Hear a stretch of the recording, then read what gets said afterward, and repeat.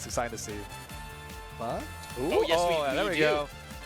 Nice. We got ApolloKage and Terra up against, I see, Charlie D. And who is Charlie D teaming with? Because I don't know if I see them. Charlie D, a legendary Nest player. Of course. Terra and From ApolloKage we've already seen. I'll specifically call out, not just from Washington, but from Southern Washington. Southern. Very, SoWa. very proud. SoWa, very proud of their little sub-region. And for good reason, because they got a lot of good players down there. Oh, yeah, for sure.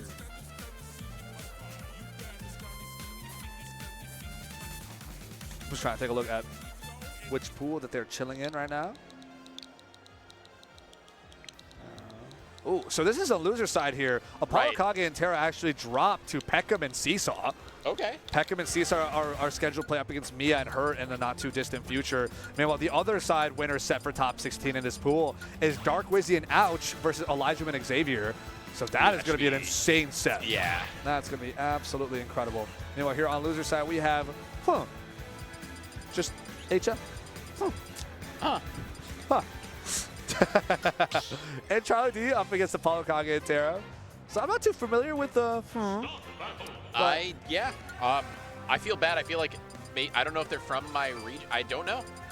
Yeah. It's okay though. You know, we love seeing players of prominence making it far in bracket, regardless of their renowned status. It doesn't matter if you're good enough to make it far in bracket. That's all. You know, that's all we care about. We're just here to ball out. Let's do it. Hopping into game one. It's not quite a top 16 qualifier just yet, but we are tearing our way through losers as we're going over to PS2. We're seeing Terra and ApolloKage stick with the Wolf and Snake as expected. The other side, we got Charlie D on the nest, so we got on the Yoshi. And going to be interested to see what type of, I know what kind of Nest player Charlie D is. Definitely kind of slow and steady wins the race compared to some of the more aggro, aggressive Nest players. Right. We'll have to be interested to see how HM is complementing that play style. For sure. Oh, all the action happening on the right-hand side of the screen right now. Yeah, ApolloKage again taking almost no percent while everyone else is like at near 100s. Yeah. Everyone is up tilt food at this point. So do not get up tilted if you fear for your life. Okay, we see you, putting in work. Or is it just? I think they're like, social media was like, star cutters. Maybe I would call them star cutters. That might be a little bit easy. But Terra's going to go down first here. Somehow Star Cutter and Charlie D managed to survive so long. Come to his curse, the Star Cutter goes down. But in the meantime, was able to bring ApolloKage up to 130%. Up tilt almost going to take it, but really good DI on that is going to keep Charlie D alive. You saw ApolloKage snaking for that up tilt. Ooh. There we go. Charlie D still just alive, and I mean this slow and steady, like I mentioned, the slow and steady wins the race style. If you're really paying off dividends, maintaining center stage and still just alive, finally dying to the dash attack at close to a 200%. My goodness, and now we're seeing a stage spike here with the Yoshi Fair as well to ApolloKage, with Charlie D actually being there to follow up and continue ledge trapping and edge guarding. ApolloKage not trying to let him recover the PK Thunder Snipe again. And combo, I was talking about how Ness is so good at the 2v when we've seen on multiple occasions here that Nair splitting the team and saying get off me to both players. Really effective just at keeping Ness in control and giving him space. For sure. Crazy that Star Cutter was there for the double jump downer to kill ApolloKage off the top. Right now, these two are looking really good. Okay, there we go. Scoop him up, forward tilt up air. Terra down to one stock as well. It's 4-2 here, Goose. Yeah, really just in control here. I think they need to find an answer to the way that Charlie D has been able to survive for so long and deal out a lot of damage. And HM just being able to just do Yoshi stuff. I mean, I don't want to... not much else to say. They're just really just playing a solid game plan of being more reserved, and we need to see some adaptation here if they're not able to do something crazy here in game 1. For sure. 92% here racked up real quickly on StarCutter, though. Looks like these two have found their prime target. Get rid of StarCutter ASAP, force to share stock, and now Charlie D is at 104 all by his lonesome. It's going to be a little painful here, but that's only if they can secure these kills.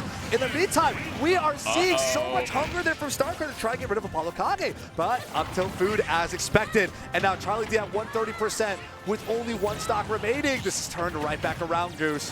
It really has, and I am being forced to eat my words here as it has become incredibly close. It's really going to come down to whoever can eliminate a single player first and turn it into a 2v1. I like the idea. Attack gets sniped here by the Wolf Laser, trying to space out the Yoshi Fair. Still staying away from Snake, though, not wanting to get up tilt for his life. It's going to be tough. Oh, but we're going to see Terra go down off the top. Oh, and now it's a 1v1. Oh, no. Charlie D at 150%. Now you have to deal with all these grenades, all the C4, and especially things like up tilt and forward tilt 1 and 2 at 150% as Ness. This is so scary here for Charlie D. The entire first game hinges on both these final players. Look at the game plan. The game plan here from Charlie D, super comfortable to just stay under the platform and say, yeah, I'm going to play my game plan. I'm not going to come to you. Oh my goodness, the Nikita drop here. Expecting a regular get up there, maybe outlast those infill frames on ledge. We finally find a way for Charlie D to thread the needle, get that rising fair in. Pushing ApolloKage away from him, ducking underneath these grenades. Ness is a small boy. Eating up some of these explosions.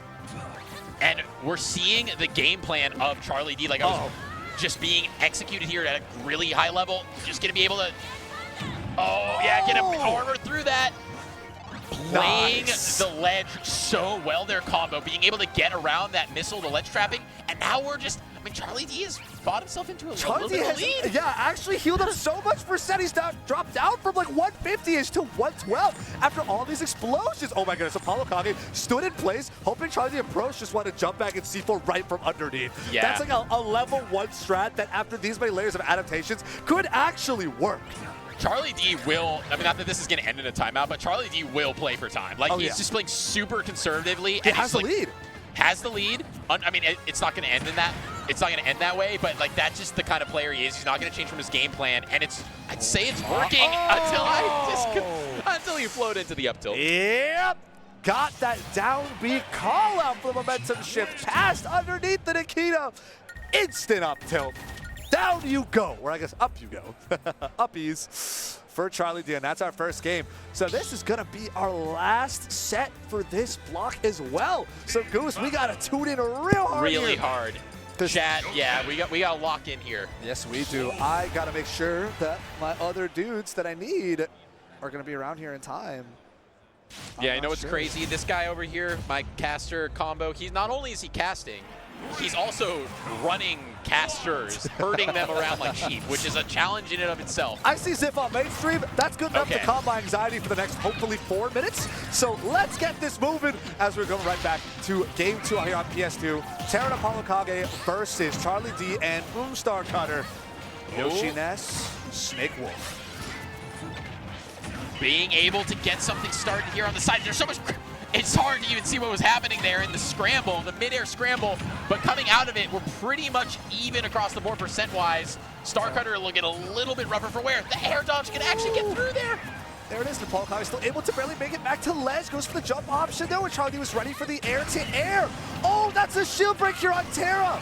As StarCutter's gonna go down. Oh my goodness, perfect air dodge there from Charlie D. Almost getting up smashed by his own teammate. Definitely would have killed. Great roll read there for ApolloKage to get that up tilt, but it's not enough to take it. Goose, this is a bloodbath. The down smash finally wraps it up.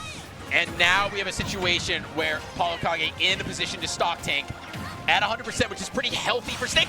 But the down air from Charlie D comes in, takes out the Cypher. Oh my goodness. And the side B from Wolf, the Wolf Flash actually ended up connecting on ledge 2, then almost going for a spike. It is so dangerous here. StarCutter able to get back, but getting flipped to ledge again. After the Snake Dash attack, we have a forward throw here from Terra.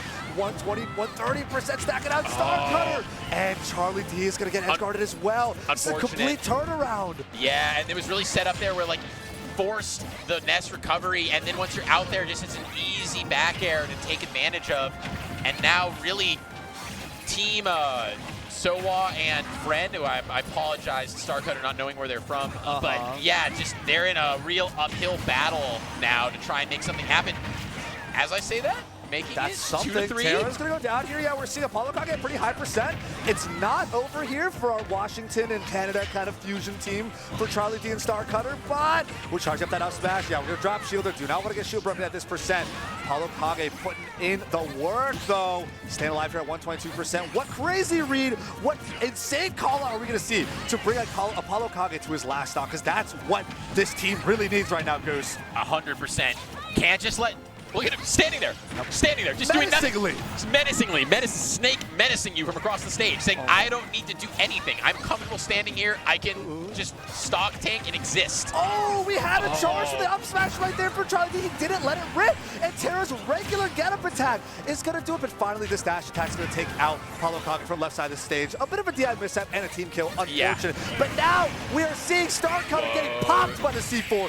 1v2 for Charlie D. You said Ness got the chops. That up tilt gave us the kill spark, but it wasn't enough to take the game. Can Charlie D kill Terra? So and 1v1 Apollo again? Oh, no! not the up tilt. No, Chad. And the jump will get anti-aired as ApolloKage takes out Charlie D with that up tilt to cement ApolloKage and Terra moving on deeper in losers, one step closer to top 16. My goodness, Goose. What an explosive game and set that was, Combo. Really, man, that first game, though, when it got down to the 1v1, and we were thinking, I know we were all hoping secretly for the timeout or something akin to that. But this game, a little bit less tension, but still, really a bit of a nail biter up until the very end. A lot of nail biter situations there, right? Especially bringing Charlie D down to those 1v2 situations, and you kind of prophetically bringing up way before we got to this set that, yo, Ness got some really good 1v2 potential, and us seeing that put to work in this set was great. Even if it couldn't clutch, Charlie D put on an incredible up tilt. You know, what's more indicative in this current meta than seeing the end of the set from two different kill screens from Snake up tilt? That's kind of, you know, that's all she wrote this time. Yeah, it really was. And also, not only all she wrote for that game, but all she wrote for this block as well. Been a pleasure, of course. It's been an honor, Goose. Casting with you, Combo. It has been an honor. Truly and genuinely, thank you. Thank you so much for joining me here. And thank you, chat. Thank you for keeping us honest. Thank you for the call-outs in chat. We really do appreciate it. I mean it honestly and earnestly. We love you and appreciate you for tuning in, helping us out, and just sticking around to vibe with us. So much more great Ultimate Melee Rivals is coming today, your way. This weekend. Oh my gosh. Such an incredible event. I can't believe, I'm so excited we're getting this started. But I've been Combo. You can find me on X at ComboFGC. I'm Goose. You can find me at GooseGusty. And yeah, I think that we're going to be signing off. We got Ziggy and TK Breezy coming up next. Don't go anywhere. Stay tuned.